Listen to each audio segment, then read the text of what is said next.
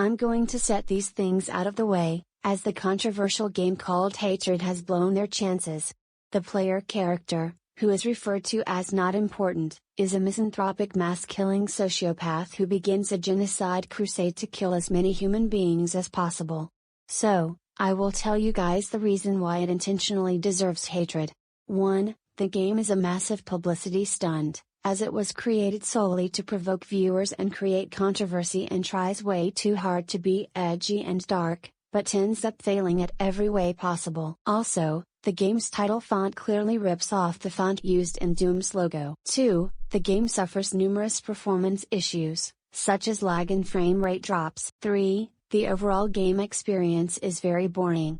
Many of the victims are defenseless civilians and a few police officers, which offers very little to no challenge whatsoever. Killing so many enemies that don't fight back can become tiresome and repetitive pretty quickly. 4. There are many bugs and glitches. 5. The AI is kind of bad since there will be times where the enemies like police will do nothing. Come on, the police was helping others to arrest those guys. 6. There is a noticeable lack of gameplay variation, merely killing people for its sake. 7. Not important's monologues are cringe-worthy since they sound exactly like what a 14-year-old edgelord would write. 8. The voice acting is pretty bad with all the actors giving very hammy performances. 9. There is even an unsatisfying ending that doesn't even accomplish not important's goal.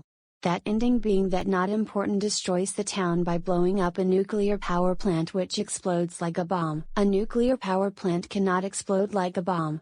Nuclear bombs require a critical mass of uranium-235, while nuclear fuel mostly consists of uranium-238. You can actually find a correct administrator's password at the end, but it doesn't affect the ending at all. 10. Not important never gives any reason as to why he's going on his genocide crusade nor why he hates humanity, but this is most likely intentional.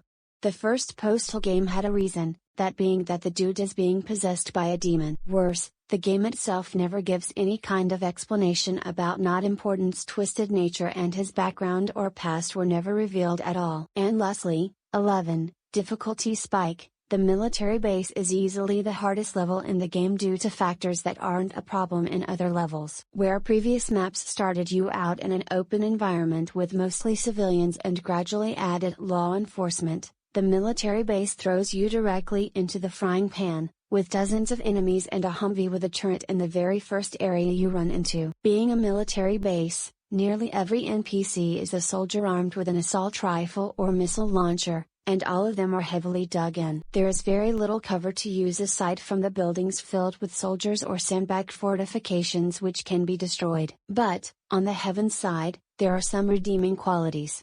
Let's give it out the 6 reasons. 1. The detail and the graphics are awesome, the fact that it was made in Unreal Engine 4 helps. 2. The violence in Hatred is surprisingly not that graphic compared to games like Mortal Kombat, Doom or Splatterhouse. But what makes the game shocking is just the idea of going around killing innocent bystanders. 3. Some good dialogues from Not Important, especially, "Can you hear your guardian angel crying?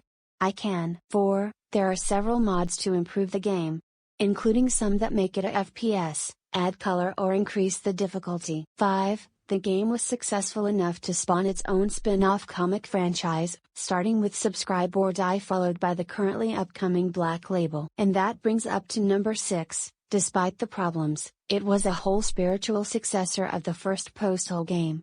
Even better, you can play as Not Important himself in Postal Redux by typing the cheat "My name is Not Important" in game.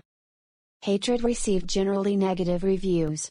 It received an aggregated score of 42/100ths on Metacritic based on 46 reviews. Several video game press outlets responded to the game's announcement trailer, particularly in condemnation of its portrayal of wanton violence. They then had to write more articles explaining how they weren't doing the exact same thing Jack Thompson was doing a decade earlier. These were unconvincing. Critics compared the game to Manhunt, Postal, and Mortal Kombat, other video games considered controversial for their amount of violence, and felt that Hatred will generate just as much controversy. It didn't. Thank God it got removed by Steam Greenlight, and thank God I'm starting to Dark Mayhem for good.